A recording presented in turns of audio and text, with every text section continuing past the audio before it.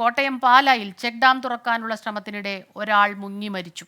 കരൂർ സ്വദേശി ഉറുമ്പിൽ രാജുവാണ് മരിച്ചത്. വെള്ളത്തിനടിയിലെ പലകകൾക്കിടയിൽ കയർ കുരുക്കാനുള്ള ശ്രമത്തിനിടെയാണ് അപകടമുണ്ടായത്. ടോബി ജോൺസൺ ചേരുന്നുണ്ട് കോട്ടയത്തു നിന്ന് വിവരങ്ങളുമായി. ടോബി, വലിയ ദുഃഖകരമായ വാർത്തയാണ് വരുന്നത്. എങ്ങനെയാണ് ഈ അപകടം ഉണ്ടായത്?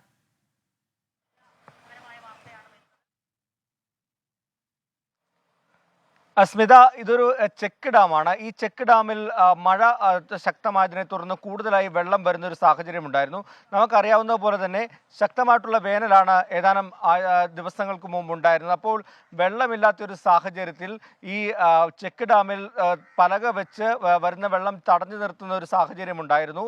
ആ പലക മാറ്റുന്നതിന് വേണ്ടിയുള്ള ശ്രമമാണ് നടത്തിയത്. കാരണം ഈ ചെക്ക് ഡാമിന് മുകളിലൂടെയാണ് ഈ രാജുവിൻ്റെ അടക്കം കുടുംബത്തിലേക്ക് അവരുടെ വീടുകളിലേക്ക് പോയിക്കൊണ്ടിരുന്നത്. അതിനിടയിലാണ് മഴ ശക്തമായതിനെ തുടർന്ന് വെള്ളം തടഞ്ഞു നിർത്തുമ്പോൾ അതിന് മുകളിലൂടെ കയറി ഒഴുകുന്നത്. അങ്ങനെ ആ പലക മാറ്റുന്നതിനിടയിലാണ് ഈ രാജുവിൻ്റെ കൈ ഈ പലകയ്ക്കിടയിൽ കുടുങ്ങി, കയർ കുരുക്കുന്നതിനിടയിൽ കൈ ഈ പലകയ്ക്കിടയിൽ കുടുങ്ങുന്നതും വെള്ളത്തിനടിയിൽ മുങ്ങിപ്പോകുന്നതും. എന്തായാലും പോലീസും ഫയർഫോഴ്സും നാട്ടുകാരും എല്ലാം തന്നെ ഉടൻ തന്നെ അവിടെ എത്തിയിരുന്നു.